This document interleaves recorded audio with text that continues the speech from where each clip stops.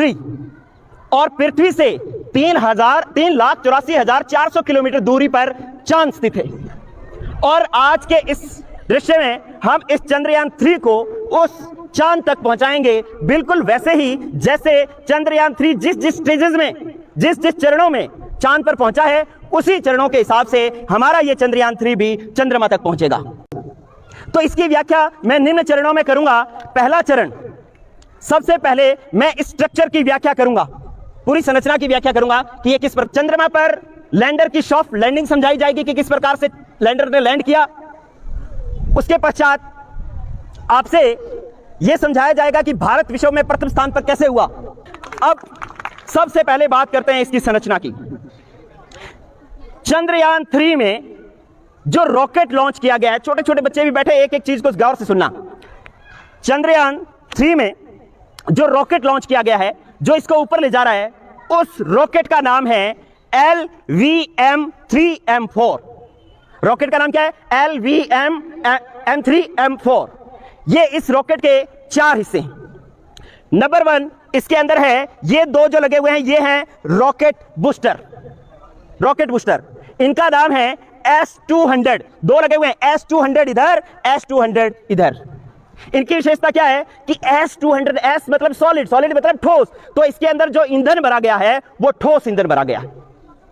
ये ईंधन जैसे जलेगा, ठोस ईंधन का मतलब जैसे पटाखे में बारूद भरा होता है वो ठोस होता है ना, तो वैसे इसके अंदर ठोस ईंधन भरा हुआ है। जैसे ही ये गति करेगा, जैसे ये बारूद जलेगा तो आग नीचे की तरफ गति लगाएगी, गति करेगी, नीचे की तरफ एक्शन करेगी, और पृथ्वी से नीचे से ऊपर की तरफ एक रिएक्शन लगेगा, और जिसके कारण ये ऊपर की तरफ गति करेगा। तो पहला इसको मूव कराने का काम जो रहेगा वो रहेगा रॉकेट बूस्टर का, जिसका नाम है S200। जैसे ही S200 अपना कार्य करना बंद कर देगा, जैसे ये दोनों, अब जब इन्होंने कार्य करना बंद कर दिया, इसका तो काम ऊपर पहुंचाना था, तो अब इन दोनों को अलग होना पड़ेगा, क्योंकि इसमें ईंधन ही नहीं बचा। अब ये ऐसे ही लगे रहेंगे तो भार बढ़ाएंगे, अपने को ऊपर जाने के लिए क्या करना है? हल्का करना है, हाँ या ना? तो इसलिए जो है ये S200 दोनों जो है वो एक दूरी के बाद दोनों अलग हो जाएंगे। जैसे ये अलग हो जाएंगे, उसके बाद स्टेज आएगी सेकंड स्टेज के अंदर जो इंजन वर्क करेगा उसका नाम है L110। ये जो L110 है उसको आपने बोलना है L110। इसकी क्या विशेषता है? इसकी विशेषता है L फॉर लिक्विड, लिक्विड मतलब द्रव।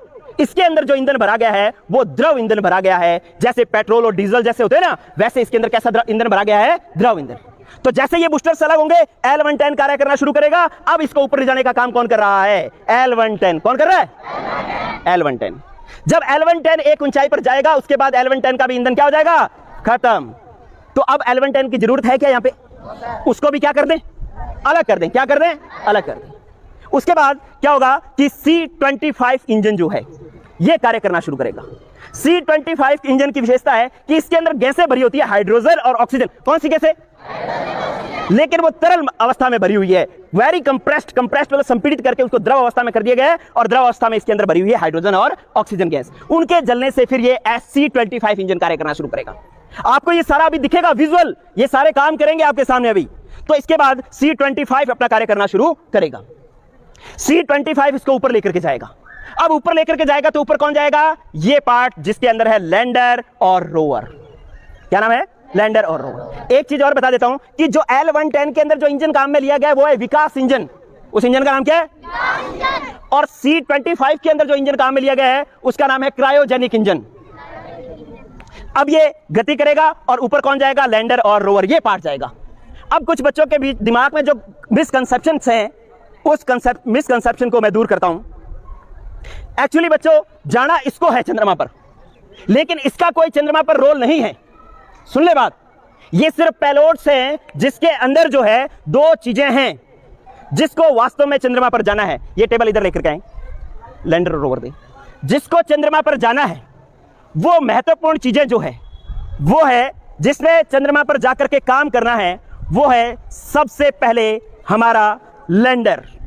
क्या है? लैंडर। जिसने चंद्रमा पर लैंड करना है वो ये है लैंडर, इसने काम करना है। मतलब ये जो पूरा पोर्शन बनाया हुआ है, ये पूरा पोर्शन सिर्फ और सिर्फ जो है इसको चंद्रमा तक पहुंचाने के लिए है। इसको पूरे को चंद्रमा पर नहीं पहुंचना। चंद्रमा पर किसको पहुंचना है?